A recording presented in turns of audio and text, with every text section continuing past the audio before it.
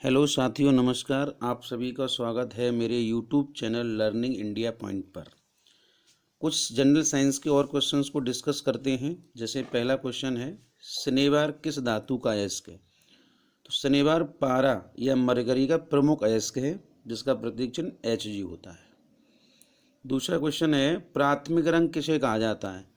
प्राथमिक रंग वे होते हैं जो प्रकृति में स्वतंत्र रूप से मौजूद होते हैं, बल्कि ये किसी अन्य रंग की सहायता से नहीं बनाए जाते। इनकी संख्या 3 होती है, जो कि हैं लाल, हरा और नीला, जिसे हनीला ट्रिक से आप याद रख सकते हैं। तीसरा क्वेश्चन है, आकाश में तारे टिमटिमाते क्यों दिखते हैं? तो इसका कारण है प्रकाश के अपवर्तन के कारण। प्रकाश के अपवर्तन के कारण तारे हैं वो कभी दिखते हैं, कभी गायब हो जाते हैं, इसे टिमटिमाना कहते हैं। 4 नंबर क्वेश्चन है, वायुयानों के टायरों में कौन सी गैस भरी जाती है? तो इसका आंसर है हीलियम, जो कि एक अक्रिय गैस है और उसके साथ साथ हल्की गैस भी है। 5th क्वेश्चन है, टांका धातु या सोल्डर में किस धातु का मिश्रण होता है? तो टांका धातु और सोल्डर, जो कि इलेक्ट्रॉनिक डिवाइस में टांका लगाने काम आती है, इसमें होता है टिन और सीसा, यानी Sn और Pb का ये मिश्र धातु है। 6th क्वेश्चन है, ग्लूकोमा रोग शरीर के किस अंग से संबंधित है? तो ग्लूकोमा रोग जो है, इसको हम काला मोतिया भी कहते हैं, जो कि आँख से संबंधित है। 7th क्वेश्चन है, किस रंग के प्रकाश का प्रकीर्णन सबसे अधिक होता है? तो बैंगनी रंग के प्रकाश का प्रकीर्णन सबसे अधिक होता है और इसकी तरंगदैर्घ्य सबसे कम होती है। इसके विपरीत होता है लाल रंग। लाल रंग का प्रकीर्णन सबसे कम होता है और तरंगदैर्घ्य सबसे अधिक होती है। 8th क्वेश्चन है, वाहनों की हेडलाइट में किस दर्पण का प्रयोग किया जाता है? वाहनों की हेडलाइट में अवतल दर्पण का प्रयोग किया जाता है, क्योंकि ये प्रकाश की तरंगों को फैलाने का काम करता है, जिससे सड़क के आगे का दृश्य ज़्यादा भाग दिखाई दे, इसलिए अवतल दर्पण इसमें लगाया जाता है। लेकिन आजकल के जो आधुनिक वाहन हैं, उनकी हेडलाइट में परवलय आकार दर्पण का प्रयोग भी किया जाता है। विश्व की पहली महिला अंतरिक्ष यात्री का नाम क्या है? तो इनका नाम है वैलेंटाइना तेरेस्कोवा, जो कि रूस की महिला थी और ये 1963 ईस्वी में अंतरिक्ष में गई हुई थी। 10th क्वेश्चन है, कौन सा यंत्र दूध में पानी की मात्रा मापने के लिए प्रयोग किया जाता है? तो इसका आंसर है लेक्टोमीटर। लेक्टोमीटर क्या करता है, ये द्रव का घनत्व यानी ज्ञात करता है, स्पेशली ये यानी दूध का, जिससे पता चल जाता है इसमें कितना पानी की मात्रा मौजूद है। नेक्स्ट, जीन अवस्थित होते हैं किस में होते हैं, ये पूछ रहे हैं। तो जीन गुणसूत्रों में अवस्थित होते हैं। गुणसूत्रों को इंग्लिश में क्रोमोसोम्स भी कहते हैं। जैसे मनुष्य में 23 जोड़ी गुणसूत्र, यानी कि टोटल संख्या में 46 गुणसूत्र पाए जाते हैं। जीन किससे बनी होती है? तो जीन जो होती है एक इकाई है और ये डीएनए से बनी होती है। डीएनए का पूरा नाम है deoxy ribo nucleic acid. DNA की क्रियात्मक इकाई क्या है? तो डीएनए की क्रियात्मक इकाई जीन है। सहजीविता का उदाहरण है लाइकेन। लाइकेन एक प्रकार का सहजीवी वनस्पति है, जो कि कवक और शैवाल के मिलने से बनता है, इसलिए यह सहजीविता का उदाहरण माना गया है। लाइकेन किसके सूचक होते हैं? तो लाइकेन वायु प्रदूषण के सूचक होते हैं।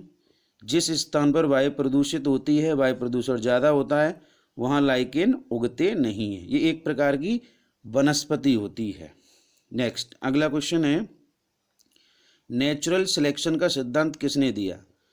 नेचुरल सिलेक्शन को प्राकृतिक वर्ण या प्राकृतिक चयन भी कहते हैं और इसका सिद्धांत दिया था चार्ल्स डार्विन ने, जो कि मनुष्य के विकास से संबंधित है। आनुवंशिकता के जनक कौन हैं? आनुवंशिकता यानी जेनेटिक्स के जनक जो माने गए हैं वो हैं ग्रेगर जॉन मेंडल। हीमोफीलिया किस प्रकार का रोग है? हीमोफीलिया एक प्रकार का आनुवंशिक रोग है, जेनेटिकल डिजीज है, जो कि एक पीढ़ी से दूसरी पीढ़ी में फैलती है।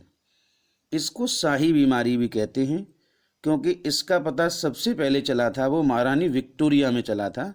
तो इस बीमारी को यानी एक प्रकार की राजशाही परिवार से शुरू हुई है, तो शाही बीमारी कहते हैं। इसमें क्या होता है, प्रोटीन की एक प्रकार की कमी हो जाती है जिसको क्लॉटिंग फैक्टर कहते हैं।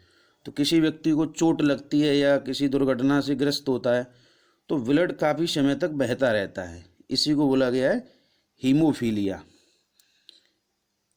हीमोफीलिया को एक तरह से पैतृक रक्तस्राव नाम भी दिया गया हिंदी में, पैतृक रक्तस्राव। अगला क्वेश्चन है, जीन शब्द का प्रयोग सर्वप्रथम किसने किया? तो जीन शब्द का प्रयोग सबसे पहले जोहानसन नामक वैज्ञानिक ने किया। गैमीट की शुद्धता का नियम किसने प्रस्तुत किया? तो जॉन ग्रेगर मेंडल ने। तो गैमीट की शुद्धता का नियम दिया था जॉन ग्रेगर मेंडल ने। नेक्स्ट, सर्वप्रथम डीएनए का संश्लेषण किसने किया? तो डीएनए का संश्लेषण किया था डॉक्टर हरगोविंद खुराना ने। अगला क्वेश्चन है, संपूर्ण जेनेटिक कोड का पता किसने लगाया था? संपूर्ण जेनेटिक कोड का पता भी डॉक्टर हरगोविंद खुराना ने लगाया था। हरगोविंद खुराना को नोबेल पुरस्कार किस वर्ष दिया गया? तो उनको नोबेल पुरस्कार मिला था 1968 ईस्वी में। गुणसूत्रों में पाए जाने वाले आनुवंशिक पदार्थ को क्या कहते हैं? तो इसको कहते हैं जीनोम। जीनोम होते हैं गुणसूत्रों में पाए जाने वाले कुछ ऐसे पदार्थ जो आनुवंशिक रूप से ही ट्रांसफर चलते हैं। वर्णनता में रोगी किस रंग की पहचान नहीं कर पाता? तो वर्णनता रोग को यानी कलर विजन कहते हैं, और इससे ग्रस्त व्यक्ति लाल और हरे रंग में डिफरेंस नहीं कर पाता है। यह भी एक प्रकार का आनुवंशिक रोग होता है। डीएनए का डबल हेलिक्स मॉडल किसने दिया? तो इस मॉडल को दो वैज्ञानिकों ने दिया था, वॉटसन एवं क्रिक नामक वैज्ञानिकों ने संयुक्त रूप से मिलकर दिया। विकास का सिद्धांत किसने प्रतिपादित किया? तो विकास का सिद्धांत चार्ल्स डार्विन ने प्रतिपादित किया। जीवाश्म पेड़ पौधों की आयु किससे ज्ञात की जाती है? तो कार्बन डेटिंग पद्धति थी। कार्बन डेटिंग पद्धति से जीवाश्म जो पेड़ पौधे होते हैं उनकी अनुमानित आय ज्ञात कर ली जाती है। हृदय का पहला प्रतिस्थापन किसके द्वारा किया गया? तो हृदय का पहला प्रतिस्थापन जो किया गया था डॉक्टर क्रिश्चियन बर्नार्ड के द्वारा। हृदय प्रतिस्थापन का मतलब होता है किसी व्यक्ति का हार्ट है उसको ट्रांसप्लांट कर दिया, उसको हटा के उसकी जगह दूसरा यानी हार्ट वहाँ लगा देना, इसे बोला जाता है ट्रांसप्लांट करना। नेक्स्ट, अगला क्वेश्चन है, सीवी रमन को भौतिकी का नोबेल पुरस्कार कब प्राप्त हुआ? तो 1930 ईस्वी में इन्हें भौतिक के क्षेत्र में रमन प्रभाव की खोज के लिए दिया गया, जो कि प्रकाश के प्रकीर्णन से ही जुड़ी एक प्रकार की घटना है। इनको सबसे पहले भारत रत्न पुरस्कार जो 3 लोगों को दिया गया था उसमें भी शामिल किया गया था, जो कि 1954 में दिया गया था। अब बात करते हैं कुछ विज्ञान से संबंधित कोई निकाय और उसके आविष्कारक कौन हैं। पहला है, इलेक्ट्रॉन की खोज किसने की? तो जे टॉमसन नामक वैज्ञानिक ने इलेक्ट्रॉन की खोज की थी। प्रोटॉन की खोज गोल्डस्टीन ने की, लेकिन इसका नामकरण रदरफोर्ड ने दिया था, इसलिए कुछ लोग इसको रदरफोर्ड भी मानते हैं, लेकिन मूलतः प्रोटॉन की खोज गोल्डस्टीन नामक वैज्ञानिक ने की थी। न्यूट्रॉन की खोज जेम्स चैडविक नामक वैज्ञानिक ने की थी। नाभिक की खोज, जैसे परमाणु है, परमाणु के अंदर नाभिक है, तो नाभिक की खोज रदरफोर्ड ने की थी।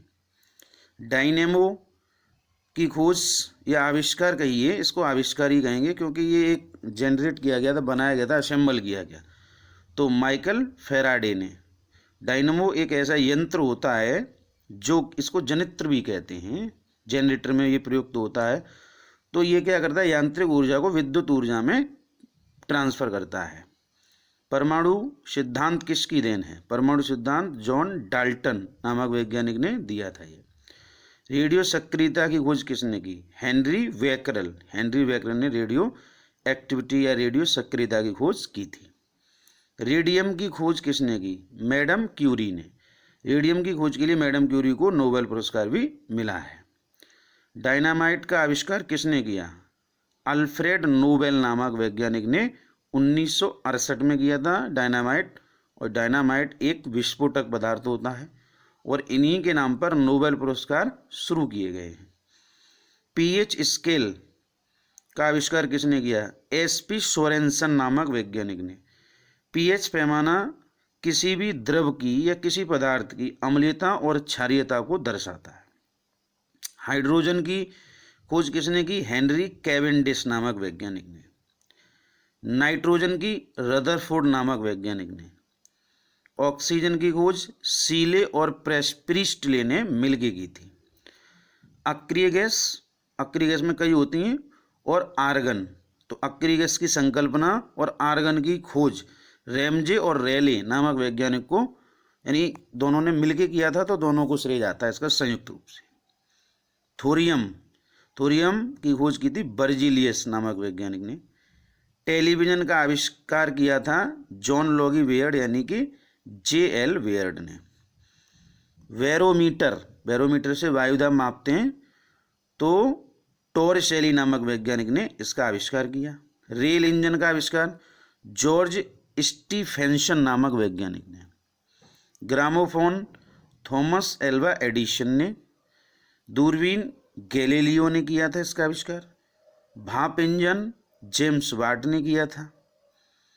विद्युत चुम्बकीय प्रेरण का सिद्धांत जो दिया था वो माइकल फैराडे ने दिया था। एक्स किरणों की खोज रॉयंटजन नामक वैज्ञानिक ने की थी।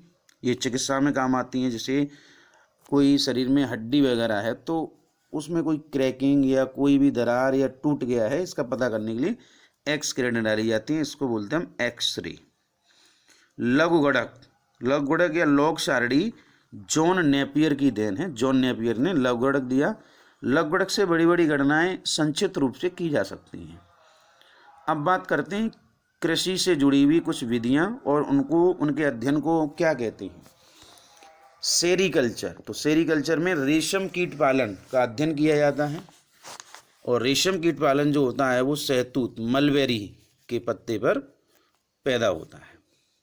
एपीकल्चर में मधुमक्खी पालन का अध्ययन किया जाता है। पिसीकल्चर में मत्स्य पालन यानी मछली पालन की विभिन्न जो भी विधियां होती हैं उनके बारे में अध्ययन किया जाता है। फ्लोरिकल्चर में फूलों के उत्पादन से जुड़े हुए पहलुओं पर चर्चा की जाती है और उनका वैज्ञानिक दृष्टि से अध्ययन किया जाता है। विटीकल्चर में अंगूर की खेती से जुड़े हुए पहलुओं पर चर्चा की जाती है, या अंगूर की खेती करने की जो विधि वगैरह है इनको विटीकल्चर के अंतर्गत रखा गया है। वर्मीकल्चर में केंचुआ पालन का अध्ययन किया जाता है। केंचुआ ये मिट्टी में रहता है, इसको किसान का मित्र भी कहते हैं।